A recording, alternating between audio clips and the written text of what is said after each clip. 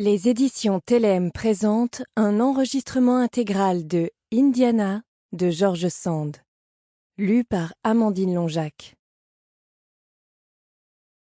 Première partie. Chapitre 1. Par une soirée d'automne pluvieuse et fraîche, 3 personnes rêveuses étaient gravement occupées, au fond d'un petit castel de la Brie, à regarder brûler les tisons du foyer et cheminer lentement l'aiguille de la pendule. 2 de ces hôtes silencieux semblaient s'abandonner en toute soumission au vague ennui qui pesait sur eux.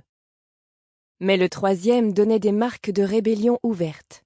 Il s'agitait sur son siège, étouffait à demi-haut quelques bâillements mélancoliques et frappait la pincette sur les bûches pétillantes avec l'intention marquée de lutter contre l'ennemi commun. Ce personnage, beaucoup plus âgé que les 2 autres, était le maître de la maison, le colonel Delmar, vieille bravoure en demi-solde, homme jadis beau, maintenant épais, au front chauve, à la moustache grise, à l'œil terrible. Excellent maître devant qui tout tremblait, femmes, serviteurs, chevaux et chiens.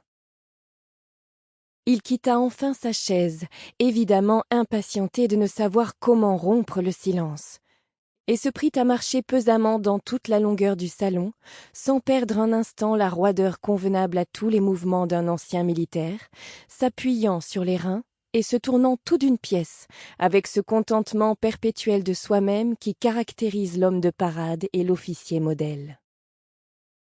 Mais ils étaient passés, ces jours d'éclat, où le lieutenant Delmar respirait le triomphe avec l'air des camps.